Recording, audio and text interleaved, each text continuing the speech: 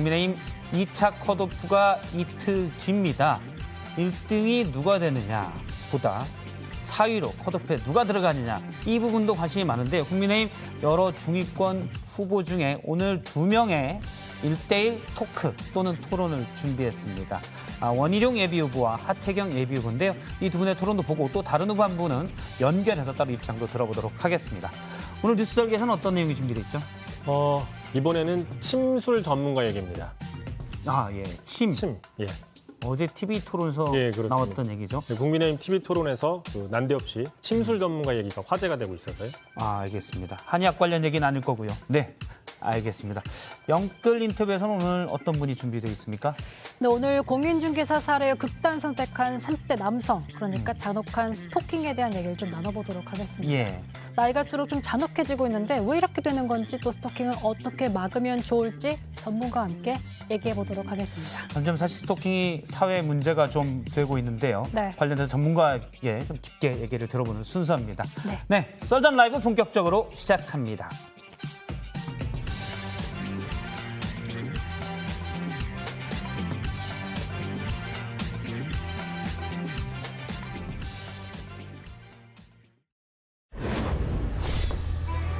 국민의힘 2차 컷오프가 이틀 앞으로 다가왔습니다. 오늘부터 이틀간 여론조사와 당원 투표를 진행하는데요. 이제 8명 중 절반, 4명만이 남게 됩니다. 현재 여론조사상으로 2강 윤석열, 홍준표 후보와 1중 유승민 후보까지 통과가 유력한 상황인데요. 4위를 두고 중위권 주자들의 혈투가 벌어지고 있습니다. 이들 중 마지막 한 자리 누가 차지할까요? 특히 4강에는 내가 꼭 들어가야 한다. 목소리 높이고 있는 두 후보가 오늘 1대1 토론을 벌입니다. 이재명의 거짓말과 그 거친 그 공격적인 스타일을 압도할 수 있는 그런 경험과 그 안목과 대처 능력 이런 것들이 문제가 되면서 원희룡이 주목을 받게 될 겁니다. 원희룡의 시간이 될 텐데요. 예, 4강에 꼭 좀 뽑아주세요. 제가 빠지면요. 우리 재미 하나도 없어요. 그 경선 국민들 관심도 없고 예. 경선 성공 못하고 예. 그러면 대선 승리도 저는 멀어진다고 생각을 합니다. 한 달 내로 판세를 뒤집겠다는 원희룡 후보와 당내 1, 2위를 연신 때리며 존재감을 드러내는 하태경 후보. 이들이 국민의힘 게임의 다음 라운드로 진출할 마지막 티켓을 손에 쥘 수 있을까요? 예. 오늘 날선 토크 썰전 라이브는 좀 특집으로 준비해봤습니다. 앞서 영상으로 봤듯이 치열한 중위권 다툼을 벌이고 있는 국민의힘 대선 예비 후보 중 두 분을 모셨습니다. 원희룡 후보 그리고 하태경 후보입니다. 안녕하세요. 예, 네, 안녕하세요. 반갑습니다. 안녕하십니까. 이틀 앞두고 시청자들이 좀 더 판단할 수 있게 모셨습니다. 참고로 말씀드리면 왜 8명 후보 중에 이 두 분이냐. 저희가 각 후보 측에 다 접촉을 했습니다. 이른바 사랑의 짝대기 방법으로 1순위로 누구랑 1대1 토론을 하고 싶습니까? 그러니 특정 후보는 굳이 내가 토론을 뭐 이런 반응도 있고 특정 후보는 난 2분만 또 어떤 후보는 난 이 두 분만 이렇게 사랑의 짝대기를 막 그어본 결과 이 두 분이 우리 둘이 하겠다 해서 된 겁니다. 그렇구나. 예, 제가 특별히 뭐 두 분을 좋아해서라기보다도 저는 우선 예. 소개 멘트에 예. 이의가 있습니다. 아 그렇습니까? 중위권 경쟁이라뇨. 음, 알 수 없는 겁니다. 그렇죠. 예. 왜냐하면 당원들이 결정하는 거고 국민들이 결정하는 거고 많은 그동안의 경선을 보고 지금 다 판단을 하고 계실 텐데 왜 언론사가 그걸 중위권이 어쩌니 저쩌니 이렇게 공약도 대체로 비현실적 공약이 많아요. 제가 말씀을 받아들여서 그렇게 바로 하고 아니 꿈이 상대방은 꿈은 누구든 좋지만, 좋은데 예. 저는 하태경 후보라면 저는 우리 당에 소중하고 예. 언제든지 함께 하고 싶은 토론할 맛이 나는 후보죠. 예. 장점입니다. 네. 그래서 오래 가시는 거고. 토론할 맛이 안 나는 후보들도 있어요. 토론할 맛이. 예, 예. 알겠습니다. 두 분 방금 말씀 지적은 제가 타당한 뭐 것 같습니다. 누르기만 제가 하면 시작을 무슨 해서 자판기처럼 어떻게 될지 알지 모를 두 후보 지금 모시고 치열한 토론 토크를 준비해 보도록 하겠습니다. 첫 번째 주제는 요즘 가장 핫한 뉴스인데요. 예, 바로 대장동에서 부동산까지입니다. 예, 일단 논란의 대장동 특혜 의혹. 두 분은 이 특혜 의혹의 핵심, 본질적인 건 뭐라고 생각하시는지 원희룡 후보님부터 좀 여쭤볼게요. 한마디로 정의하면요. 이재명 당시 시장이 성남의 도시 개발권을 이용해서 떼돈을 화천대유라는 민간 업자들에게 몰아주고 예. 그 화천대유 대표 및 그 돈을 나눠 먹은 사람들이 이재명의 무죄 판결을 비롯한 모든 수사와 재판의 사건에 뒤를 봐준 예. 재판 게이트 의혹 사건입니다. 저는 좀 우리가 이제 최순실 사태 때 국정농단 했잖아요. 시정농단, 성남시정농단. 시정농단이고 제가 이제 최순실 청문회를 해서 당시 이제 구체적인 내용이 잘 정리되어 있는데 상당히 유사해요. 예. 그러니까 이제 최순실 자리에는 김만배, 이게 비선과 십상시, 이재명의 비선과 십상시에 비유할 수 있을 것 같은데 그 이제 김만배는 그 이재명이 고소왕이거든요. 송사가 엄청나게 많아요. 예, 이재명 근데 이게 후보가요. 예. 성남시에서 감당 안 되는 뭐 본인 트윗이나 이 개인적인 송사도 많아서 예. 이걸 감당하기 위한 그런 비선이 필요했던 것 같고 그래서 이제 김만배 씨가 그 역할을 하면서 또 자금도 필요했으니까 특혜를 좀 줬고 그리고 이제 십상시 중에 집사 역할을 하는 사람이 이동규, 예. 유동규에서 그 주변 측근도 좀 챙기고 그래서 김만배와 유동규는 이재명의 비선과 십상시. 예. 그래서 이런 시정농단의 이제 그 양파 껍질들이 하나씩 앞으로 벗겨지지 않을까. 자, 일단 먼저 말씀을 드리면 야당의 두 대선 예비 후보님들이 일단 이 이슈에 대해서는 여당 대선 후보에 대한 일방적인 공격이 될 수 있기 때문에 저는 이제 이재명 후보가 지금까지 이 부분에 대해서 얘기한 말을 중심으로 약간 반론도 제기하고 당연히 하겠습니다. 그러셔야죠. 그럼 예. 두 분은 다 여기에는 이재명 후보의 직접적인 지시 또는 직접적인 또는 뭐 그 상당한 가액의 금품을 받았을 거라고 확신하십니까? 우선 지시는 확실합니다. 지시라는 거는 애초 설계자라고 이재명 후보가 얘기를 했으니까요. 했고. 그 부분이 아니라 이게 엄청나게 그러니까 규칙과 절차를 어겨서 특혜가 몰아가도록 했다. 확실합니다. 왜냐? 이게 성남도시개발공사의 정관에 의하면 주요한 자산의 처분이라든지 아니면 이 수익 약정에 대한 주요 사항은 시장한테 보고하도록 정관에 다 규정이 돼 있어요. 그래서 성남시청에 업무 규정도 다 돼 있어요. 예. 그걸 다 어겼다는 겁니까? 그러면 만약에 그렇게 어겼다 몰랐다 하려면 유동규가 철저히 속이고 성남도시개발공사의 정관도 어기고 성남시청의 업무 규정도 어기는 것을 전혀 모르거나 속은 그런 예. 무능을 선택해야 돼요. 근데 자기가 설계했다고 처음에는 이걸 칭찬받아야 되고 전국에 확대해야 된다고 그래서 자랑할 때는 자기가 설계했고 지금 유동규가 구속되게 생겼으니까 나는 상관없다? 하나만 해야죠. 예, 무능과 부패 둘 중에 하나만 해야 됩니다. 그러니까 이게 이제 성남시 규모가 경기도랑 다르잖아요. 예. 작은 규모예요. 인구 한 100만 되나? 이제 그 정도 규모고 대장동 프로젝트는 성남시 핵심 사업이에요. 그러니까 모르면 안 되는 거예요. 예. 그리고 이 지사 스타일상 구체적으로 알았을 것이고. 근데 이제 이 화천대유 특혜를 주는 시점이 재선 직후입니다. 이제 2014년에 성남시장 이재명 2기 예. 두 번째 성남시장하고 그때는 이제 꿈을 좀 더 키워보자 하는 이제 측근들과 논의가 있었을 가능성이 높고 그랬을 때 체계적으로 뭔가 우리가 준비를 해야 된다. 그럼 준비할 수 있는 거점, 근거지가 필요한데 유동규가 형님 저한테 좀 맡겨주십시오. 그럼 제가 깔끔하게 문제없게 하겠습니다. 그리고 특히 형이 송사가 너무 많아가지고 우리 힘들어 죽겠는데 그 전문가가 김만배다. 그래서 김만배랑 협력을 해가지고 잘해볼 테니까 예. 뭐 이런 이야기들이 오고 갔을 가능성이 제가 볼 때는 굉장히 높다. 선수의 눈으로 보면.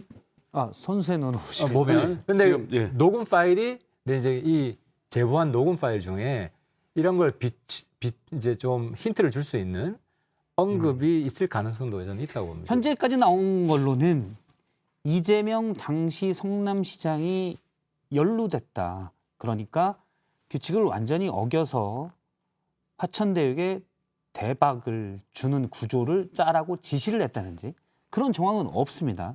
그래서 이 후보는 관리 책임 성남시와 산하기관은 4,500명 정도인데 그중에 한 명까지 내가 다 책임을 져야 되느냐. 정황이 그렇게 없다는 거는 가짜 뉴스예요. 왜냐하면 그렇습니까? 있습니까? 이게 화천대유가 설립된 지 일주일 만에 공모를 하잖아요. 예. 그잖아요. 그러니까 여기 이 공모하는 절차는 시장이 관여를 해요. 결제를 할 수밖에 예. 없어요. 그러면은 이 일주일 만에 공모에 들어오는 거를 몰랐을 수가 없죠. 그러니까 이게 정황이죠. 그러니까 정황은 있는데 근데 그거 이제 유동규 당시 기획본부장이 관여됐을 걸로는 확실히 보이는데 근데 유동규도 이제 이런 거는 예를 들어서 유동규 본부장이 이재명 시장한테 당시 자 이거 화천대유가 들어올 텐데요. 얘네가 하면 잘해요. 얘네가 하기로 이미 다 말이 됐습니다. 요런 정도의 보고가 있었느냐? 김만배 팀이 들어온다고 했겠죠. 예. 근데 이게 유동규 당시 위치가 도시공사 사장이 아니에요.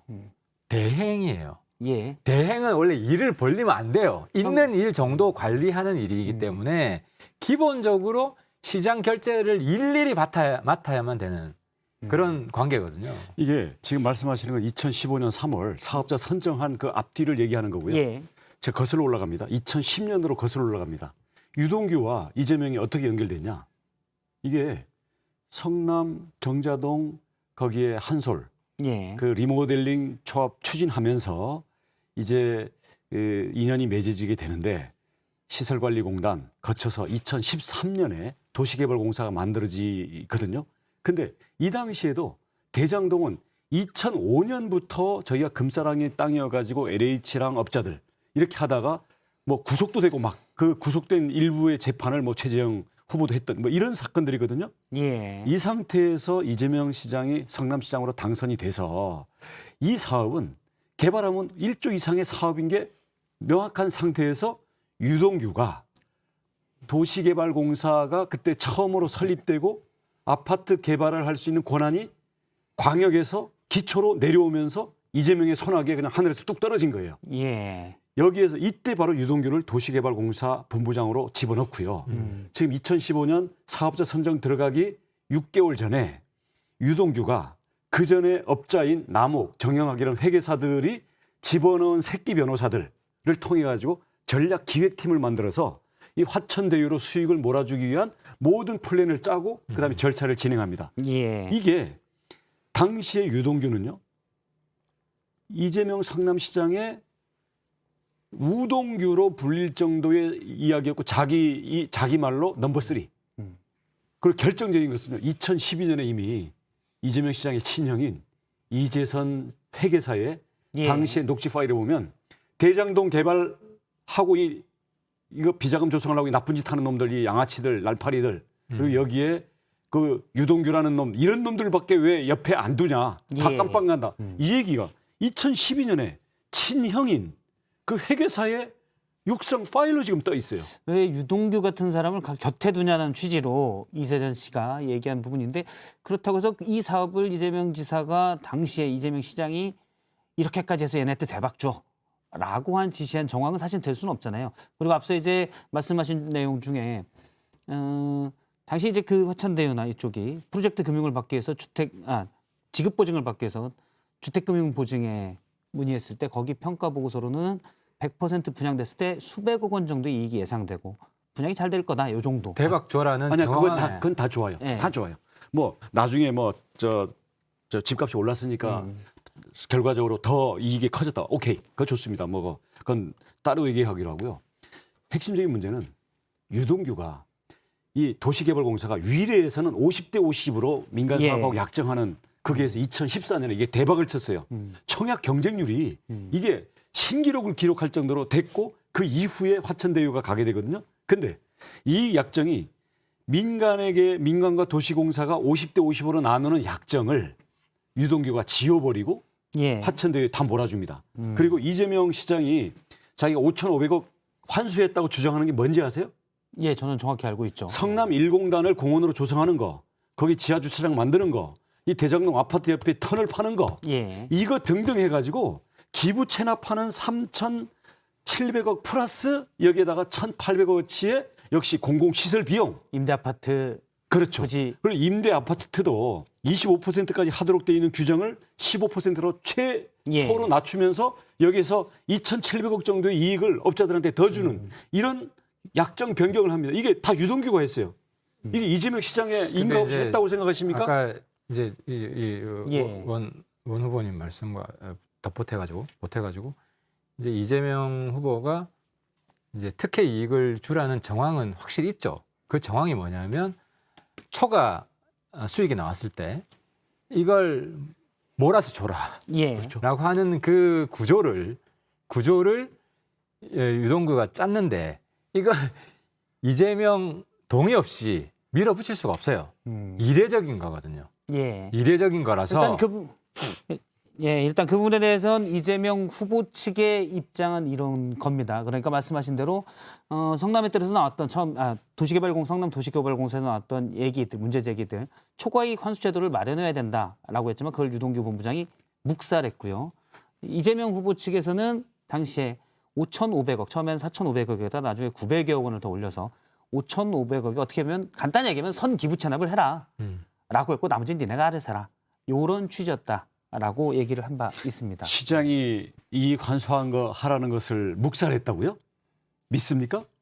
유동규 본부장이 유동규는 그건 이재명 묵살했다는 시장이 이거 음악학원하고 리모델링 조합장 왔다 갔다 하던 사람을 예. 이재명이 캠프에 참여한 그것 때문에 인수위 간사시키고 시설공단 본부장 시키고 도시개발공사 이재명이 설립하면서 거기 본부장 시키고 다시 2014년 선거 때는 그 사표 내고 석 달 동안 선거운동을 하고 다시 복귀한 사람이에요. 이 사람이 이재명 시장의 지시를 묵살한다고요? 예. 그러니까 이 보고가 올라갈 때 어떻게 올라가냐면 초과 수익이 꽤 있을 경우, 별로 없을 경우 이런 안별로 올라가요. 우리 뭐 보고를 많이 받아보셨겠지만 그럼 그 지금 증언 나오는 게 성남도시공사에서 초과 수익이 많이 생길 경우에 이걸 저쪽으로 몰빵하지 않도록 보고를 했다는 거 아니에요. 그 대비책을. 근데 예. 유동규가 이걸 혼자서 묵살했죠. 무시할 수가 없다. 그러니까 혼자서 무시하지 않았을 거라는 왜냐하면 결제를 했으니까. 추정인 거죠. 추정이 아니라 예. 그 구조에 대해서 이재명 시장 시절에 본인이 결제를 했잖아요. 보고를 받고. 예. 일단 두 분 말씀은 이제 충분히 사실은 그리고 이재명 시장이 잠시만요. 예. 두 분이 이제 말씀하시는 게 좀 서로의 차별점도 시청자들이 좀 알기를 원했는데 일단 비슷하게 아니 오늘은 여권의 특정 후보만 되기 때문에 아니 토론에 그렇다고 제가 이제 편이 이렇게 되는 거 아닌가요? 그렇게 되는 모습인데 이게 아니 좀 아까 부적절한 것 같아요. 이재명 역을 하기로 했으니까 더 주장을 해보세요. 근데 왜 말을 바꾸냐고? 그거는 제가 그러면 자기가 설계했고 유동규가 실무자라고 처음엔 네. 이걸 자랑할 만한 사업이라고 할 때는 자기가 설계했고 실무자라고 했다가 이게 기부 체납이고 이 수익을 몰아준 게 드러나니까 예. 이제는 묵살을 당했다고요? 일단은 그건 제가 아까 말씀 잘못 들으신 것 같은데 유동규 본부장이 묵살했다는 얘기였습니다. 이재명 후보가 묵살한 게 아니라. 아니, 그러니까 유동규가 예. 자기 일을 낙하산으로 꼽고 그 모든 지시에 그걸 받고 있는 그 이재명 시장의 지시를 묵살한다고요? 어쨌든 제가 이 토크의 설계자인데, 네. 토크 설계자인데 지금 구조가 두 분이 비슷한 말씀을 하시고 저는 어떻게 보면 자꾸 중립을 지켰는데 이재명 후보 측에서 변호를 해야 되는 아니, 입장이어서 왜 토론을 위해서. 약간 예, 예. 이게 안 맞는 것 같아서 정책적인 부분을 하나 여쭤보겠습니다. 예, 네. 구조적인 문제를 사실은 이재명 후보가 언급을 했습니다. 공공개발을 하고 싶었는데 이걸 국민의힘이 막아서 이렇게 됐다는 취지인데요. 얘기를 직접 듣고 또 얘기를 나눠보겠습니다. 저는 공공개발을 하고 싶었는데 국민의힘이 이걸 막았고 그래서 불가피하게 중간 형태를 했는데 그 여기서 이익을 취한 것도 국민의힘인데 왜 자꾸 우리 당선분들이 저한테 자꾸 그런지를 좀 이해를 못하겠어요. 꼭 그 관련된 여기서 여쭤보고 싶은 건 사실은 지금 문재인 정부 그리고 민주당은 과거부터 이제 공공개발을 많이 강조를 해왔고 상대적으로 국민의힘에서는 공공개발로는 주택 공급이 제대로 안 된다. 민간 개발을 해야 된다라는 주장의 대선 주자도 많았습니다. 실제로 그런 분위기도 많고요. 어떻게 생각하십니까? 새빨간 거짓말입니다. 아, 그렇습니까? 예. 제가 말씀드린 건 지금 저 이재명 후보가 얘기한 팩트의 문제가 아니라 공공개발과 민간개발 어느 게 낫다고 보십니까? 아니 우선 그 이전에 새빨간 거짓말입니다. 왜냐? 새빨갛기까지 합니까? 예. 2010년 예. 그 2006년에 지방선거 나왔다 떨어지고 그다음 그다음 당선되기 위해서 동네 돌아다니면서 예. 선거운동을 했잖아요. 그때 이 유동규랑 맺어지는 것조차도 정자동의 리모델링을 민간 개발로 하겠다고 해서 그때 과반수가 표를 몰아줬어요. 예. 그래서 유동규가 저 도시건축위원회의 인수위 간사로까지 갔고요. 표를 당선될 때는 모두 자기가 민간 개발을 하겠다고 해서 성남 주민들의 표를 얻어서 이게 언론 기사로도 나와 있고 선거운동 기록으로도 나와 있고 공약집으로 다 나와 있는 거예요. 예. 근데 공공 개발을 하고 싶었다고요? 그거는 지금 입에 침 바르고 거짓말해야 그건 됩니다. 대장동에 관련된 거고요. 그리고 네네. 사실 뭐 상식적으로도 당시 말씀하신 분당의 한솔 아파트를 네. 아파트 리모델링을 공공개발로 한다는 건 근데- 조금 아니, 살짝 그것뿐만 뜨거운 아니라 안감이다. 대장동 개발도 민간 개발로 하겠다고 그래가지고 표를 긁어갔어요. 근데 이제 본질은 제가 볼 때 공공이냐 민간이냐가 아니라 예. 공정하냐 특혜냐. 그러니까 그게 물론 부패는 공공에도 있고 민간에도 있어요. 예. 근데 이건 이제 가장 중요한 게 핵심적인 두 가지 특혜가 들어가잖아요. 사업자 선정에서도 예. 특혜가 들어가고 그다음에 수익 배분 구조에서도 특혜가 들어가고 예. 이렇게 체계적인 조직적인 특혜가 들어갔다는 거는 계획했다는 거죠. 유동규가 이재명 동의를 얻어서 예. 계획을 했고 김만배는 꾼들 모아가지고 예. 예. 그러니까 이게 이 부당 특혜를 준 게 본질이죠. 일단 맞습니다. 그 현재까지 수사에서 혐의로 검찰이 얘기하고 있는 것도 유동규 본부장이 뇌물을 받고 그렇죠. 특혜 구조를 짰다라는 게 이제 검찰의 그 알려진 내용이기 때문에 자, 자, 그거는 빼고 일단 제가 아니, 지금 말씀드린 한마디만 건, 지혜를 주십시오.